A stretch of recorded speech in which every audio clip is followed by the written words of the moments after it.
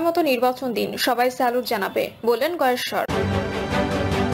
হাসিনার পাতা ফাঁদে যেন পা না দিই, বললেন মির্জা ফখরুল। ধানমন্ডি ৩২ নম্বরের নিচে পানি ছাড়া কিছুই মেলেনি। ম্যাট শিক্ষার্থীদের ওপর পুলিশের লাঠিচার্জ, সাংবাদিক সহ আহত 18। এবং সর্বশেষ জানাবো, দিন দুপুরে পুলিশের সামনে ডাকাতি, 15 লাখ টাকা লুট। শুনছিলেন সংবাদ শিরোনাম, এবারে বিস্তারিত। সময় মতো নির্বাচন দিন, সবাই স্যালুট জানাবে, বললেন গয়েশ্বর। বিএনপির স্থায়ী কমিটির সদস্য গয়েশ্বরচন্দ্র রায় বলেছেন, এখন কোনো কাল বিলম্ব না করে সময় মতো যৌক্তিক টাইমে নির্বাচন দিন, সবাই স্যালুট জানাবে। অন্তর্বর্তী সরকারের সংস্কারের পেছনে অন্য কোনো উদ্দেশ্য আছে কিনা তা দেখা প্রয়োজন বলে মন্তব্য করেন তিনি। গয়েশ্বর বলেন, জনগণ অদৃশ্য শক্তির বিরুদ্ধে লড়াই করছে, এই অদৃশ্য শক্তিকে দৃশ্যমান করতে হবে। একজন ষড়যন্ত্র করে কাপড় নিয়ে দেশ ছেড়ে পালিয়েছে, এখন যারা নির্বাচন নিয়ে ষড়যন্ত্র করছেন তারা আগামীতে কাপড় পরে পালানোর পথ পাবেন না। ভাঙচুরের নামে বাজেট ট্রেডিশন চললে সংস্কার করে কি লাভ? এখন শেখ মুজিবের মৃত দিবস পালিত হবে 5ই আগস্ট, শেখ হাসিনা তাকে তিলে তিলে শেষ করে দিয়েছে। তিনি বলেন, ইসলামের নামে কারা দখলবাজি করছে তা বিভিন্ন দপ্তরে গেলে তা জানা যাবে। গয়েশ্বর বলেন, 31 দফা একটি জাতীয় সনদ, 62টি দল একমত হয়ে এই সনদ প্রতিষ্ঠায় নিরলসভাবে কাজ করে যাচ্ছে। গয়েশ্বর বলেন, 1/11 হয়েছিল বিশাল একটা সংস্কারের কথা বলে, কিন্তু সেটা জাতীয় জীবনে এবং রাজনৈতিক জীবনে একটি বড় কুসংস্কার হয়ে দেখা দিল এবং লুটপাটে দৌড়াতে শুরু করলো। এখন এটা ধারাবাহিকতায় কি এই সংস্কার, নাকি আসলেই আমরা আমাদের রাজনীতির জীবনে যত অসুস্থতা আছে সেটা থেকে সুস্থ হওয়ার সংস্কার?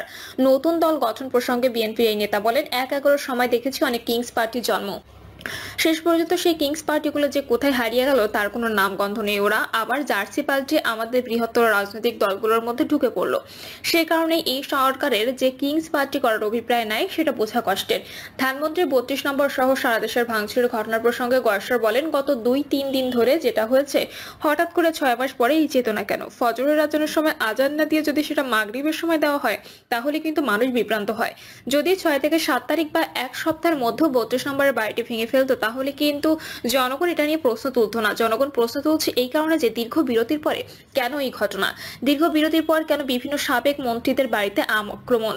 বিএনপির স্থায়ী কমিটির এই সদস্য বলেন, আমরা ন্যায় বিচারের জন্য লড়াই করছি, আমরা শেখ হাসিনাকে দেশে ফিরিয়ে আনতে চাই, বিচারের আওতায় আনতে চাই। এটা চলমান প্রক্রিয়া থাকবে আইনের দৃষ্টিতে, বিচারের দৃষ্টিতে, কিন্তু যতক্ষণ পর্যন্ত হাসিনাকে আনতে পারবো না ততক্ষণ পর্যন্ত নির্বাচন করব না, তা তো হয় না। হাসিনার পাতা ফাঁদে যেন পা না দিই, বললেন মির্জা ফখরুল। বিএনপি মহাসচিব মির্জা ফখরুল ইসলাম আলমগীর বলেছেন, বাংলাদেশের ছাত্র জনতা ফ্যাসিস্ট হাসিনা সরকারের উৎখাতের মধ্য দিয়ে অভ্যুত্থানের সফলতা অর্জন করেছে, কিন্তু আজকে দুর্ভাগ্যজনকভাবে আমরা যেন হাসিনার পাতা ফাঁদে পা না দিই। আজকে দেশের স্থিতিশীলতা বিনষ্ট হচ্ছে, অস্থিরতা সৃষ্টি হচ্ছে, যেন সম্পূর্ণভাবে হাসিনা যে ফ্যাসিস্টের রেজিম ছিল সেই রেজিম তার জন্য দায়ী। আমাদের সাবধানতার সঙ্গে পা ফেলতে হবে। বিএনপির মিডিয়া সেলের সদস্য শায়রুল কবির খান জানান, দলের মহাসচিব এবং জাতীয় স্থায়ী কমিটির সদস্য আমির খসরু মাহমুদ চৌধুরী বিকেল 4:58 দেশে ফেরেন। যুক্তরাষ্ট্র থেকে লন্ডনে ফিরেছেন বিএনপির ভারপ্রাপ্ত চেয়ারম্যান তারেক রহমানের কন্যা ব্যারিস্টার জার্নাজ রহমান। গত 6 ও 7 ফেব্রুয়ারি ওয়াশিংটনের ন্যাশনাল প্রেয়ার ব্রেকফাস্টে আমন্ত্রিত হয়ে যোগ দিয়েছেন মির্জা ফখরুল ইসলাম আলমগীর, আমির খসরু মাহমুদ চৌধুরী এবং দলের ভারপ্রাপ্ত চেয়ারম্যান তারেক রহমানের প্রতিনিধি জার্নাজ রহমান। সফর সম্পর্কে মির্জা ফখরুল জানান, যাদের যুক্তরাষ্ট্র সফর খুব সফল হয়েছে, সে উদ্দেশ্যে ছিল তা সফল হয়েছে। বেগম জিয়া কেমন আছেন, যুক্তরাষ্ট্রে তার চিকিৎসা হবে কিনা? সাংবাদিকদের প্রশ্নের জবাবে মির্জা ফখরুল বলেন, ম্যাডাম ভালো আছেন, ট্রিটমেন্ট চলছে। জায়মা রহমানের সঙ্গে প্রতিনিধি দলের অভিজ্ঞতার বিষয়ে তিনি বলেন, ভালো অভিজ্ঞতা। এরপর মির্জা ফখরুল সাংবাদিকদের উদ্দেশ্যে বলেন, আসল কথাই আসেন না কেন? দেশের পরিস্থিতি নিয়ে সাংবাদিকের প্রশ্নের উত্তরে বিএনপির মহাসচিব বলেন, একটা অন্ধকার দূর করতে আরেকটা অন্ধকার দিয়ে দূর করা যায় না, তাকে আলো দিয়ে দূর করতে হয়। সেই আলোকবর্তিকা জাগিয়ে আমাদেরকে সামনের দিকে যেতে হবে। আমরা সংশ্লিষ্ট সবার কাছে আহ্বান জানাতে চাই, সবার একযোগে ঐক্যবদ্ধ হয়ে এদেশের স্বাধীনতা সার্বভৌমত্ব রক্ষা করার জন্য, স্থিতিশীলতা রক্ষার জন্য, ফ্যাসিস্টদের বিরুদ্ধে গণতন্ত্রকে প্রতিষ্ঠা করার জন্য আমাদের কাজ অব্যাহত রাখতে হবে। অপারেশন ডেভিল হান্ট নিয়ে জানতে চাইলে ফখরুল বলেন, আমরা তো বাইরে ছিলাম, ডেভিল হান্ট সম্পর্কে জানি না, তবে ডেভিল হার্ট মানে ফ্যাসিস্টকে জানি। এতদিন পর বোধহয় হয়েছে, সেজন্য ধন্যবাদ জানাচ্ছি। ধানমন্ডি 32 নম্বরের নিচে পানি ছাড়া কিছুই মেলেনি। আয়নাঘর বা গোপন বন্দিশালা আছে কিনা এমন সন্দেহ ঢাকার ধানমন্ডি ৩২ নম্বরের শেখ মুজিবুর রহমানের বাড়ির বেসমেন্ট থেকে পানি সরানোর পর সেখানে কিছুই পায়নি ফায়ার সার্ভিস। এই তথ্য নিশ্চিত করেছেন ফায়ার সার্ভিসের মোহাম্মদপুর জোনের স্টেশন অফিসার মিজানুর রহমান। সকালেও ভেঙে দেয়া এই ভবনটি ঘিরে ছিল উৎসুক মানুষের ভিড়। এদিনও ধ্বংসস্তূপের মধ্যচ্ছেদ থেকে ছিন্নমূল মানুষদের অনেককে রথ ইট সহ বিভিন্ন সামগ্রী নিয়ে যেতে দেখা গেছে। গত ৫ই ফেব্রুয়ারি রাতে বাড়িটি ভাঙার একদিন পর এই বাড়ির বেসমেন্টে আয়নাঘর কিংবা গোপন বন্দিশালা রয়েছে এ ধরনের কথাবার্তা ছড়িয়ে পড়ে সামাজিক যোগাযোগ মাধ্যমে। এসব নানা আলোচনার প্রেক্ষাপটে ধানমন্ডি ৩২ নম্বরের ওই বাড়ির বেসমেন্টে থাকা পানি সরানোর উদ্যোগ নেওয়া হয়। এদিন সকাল 10টার দিকে ফায়ার সার্ভিসের মোহাম্মদপুর স্টেশনের টিম সেখানে যায় পানি নিষ্কাশনের কাজে। তারা বাড়িটির বেসমেন্টে জমে থাকা পানি পাম্পের মাধ্যমে সরানোর কাজ শুরু করে। কয়েক ঘন্টা চেষ্টার পর দুপুর ১:৩০টায় পুরোপুরি পানি নিষ্কাশনের কাজ শেষ হয় বলে জানিয়েছেন ফায়ার সার্ভিসের দায়িত্বরত কর্মকর্তা মিজানুর রহমান। তিনি বলেন, ওই ভবনে বেসমেন্টে পানি অপসারণ করে আয়নাঘর বা তেমন কিছুর অস্তিত্ব পায়নি ফায়ার সার্ভিস। আমরা পাম্পের মাধ্যমে পানি পাশের লেকে ফেলে পুরোপুরি শেষ করি, তবে সেখানে আমরা কিছুই পাইনি। এরপর সেখান থেকে চলে এসেছি। বিকেলে ধানমন্ডি ৩২ নম্বরের ওই বাড়িতে গিয়ে দেখা যায় উৎসুক মানুষের ভিড়। বাড়িটি ঘিরে এতদিন যে ধরনের তথ্য ছড়ানো হচ্ছিল সামাজিক যোগাযোগ মাধ্যমে সত্যতা জানার জন্য সেখানে আসেন কেউ কেউ। অনেকে আবার বাড়িটি থেকে রড ইট এসব পড়ে থাকা জিনিস নিয়েও চলে যাচ্ছিলেন। ম্যাথ শিক্ষার্থীদের উপর পুলিশের লাঠিচার্জ, সাংবাদিক সহ আহত 18।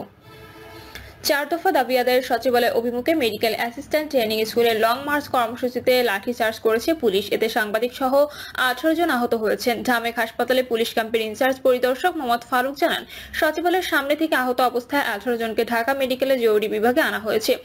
বর্তমান জরুরি বিভাগে তাদের চিকিৎসা চলছে। এর আগে বিকেল 4টা15 দিকে রাজধানীর শাহবাগ মোড় থেকে লং মার্চ শুরু করে ম্যাথ শিক্ষার্থীরা। এ সময় বাধা দিতে চাইলে পুলিশের সঙ্গে তাদের ধাক্কাধাক্কির ঘটনা ঘটে। পরে পুলিশের ব্যারিকেড ভেঙে লং মার্চ শুরু করেন তারা। শিক্ষার্থীদের দাবি আশ্বাসের নামে আবারও মূলা ঝোলানোর চেষ্টা করছে স্বাস্থ্য মন্ত্রণালয়। আমরা আজই ম্যাথস বৈষম্যের সুরাহা চাই, আর রাজপথে এসে আন্দোলন করতে চাই না। স্বাস্থ্য মন্ত্রণালয় বৈঠকের পরও কেন সচিবালয়ের দিকে যাচ্ছেন জানতে চাইলে শরীফুল ইসলাম নামক এক শিক্ষার্থী বলেন, আমাদের শাহবাগে বসিয়ে রেখে মন্ত্রণালয়ে বৈঠক করতে হবে না, আমাদের নিয়ে বৈঠক করতে হবে। সবার সামনে স্বাস্থ্য উপদেষ্টার দাবি মানার ঘোষণা দিলেই আমরা ঘরে ফিরে যাব। দিন দুপুরে পুলিশের সামনে ডাকাতি, 15 লাখ টাকা লুট। কুড়িগ্রামের চিলমারিতে ব্রহ্মপুত্র নদে দিন দুপুরে ডাকাতির ঘটনা ঘটেছে। এ ঘটনায় আমিনুল ইসলামের নামে এক যাত্রী আহত হয়েছেন। তিনি রৌমারীর কোবরভাঙ্গি এলাকার বাসিন্দা। প্রত্যক্ষদর্শী স্থানীয় সূত্রে জানা গেছে, দুপুর 1টার দিকে চিলমারির জোড়াগাছা বাজার থেকে একটি নৌকায় করে কয়েকজন গরু ব্যবসায়ী রৌমারীর দিকে যাচ্ছিলেন। একই সময় রৌমারীর কোদালকাঠি ও পাখিউড়া থেকে দুটি নৌকা চিলমারির দিকে আসে। নৌকা তিনটি চিলমারির কড়াই বরিশাল এলাকায় পৌঁছলে একদল ডাকাত গরু ব্যবসায়ীদের নৌকা আটকে দেয়। পরে নৌকায় থাকা কয়েকজন ব্যবসায়ীর কাছ থেকে প্রায় 15 লাখ টাকা ছিনতাই করে নিয়ে যায় ডাকাত দল। প্রত্যক্ষদর্শী নৌকার মাঝি মোসলেম উদ্দিন বলেন, গরু ব্যবসায়ীদের নৌকায় ডাকাতি করতে এসে আমার নৌকাতেও ডাকাতি করে। ডাকাতরা 10 থেকে 15 জন ছিল। প্রথমে তারা একটা ফাঁকা গুলি করেছে। এ সময় পাশের পোশাক পরা 3 জন পুলিশ ছিল, কিন্তু তারা এগিয়ে আসেনি। কড়াই বরিশাল এলাকার বাসিন্দা আজম মিয়া জানান, গুলির শব্দ, যাত্রীদের চিৎকারে ঘাটের কাছে থাকা স্থানীয়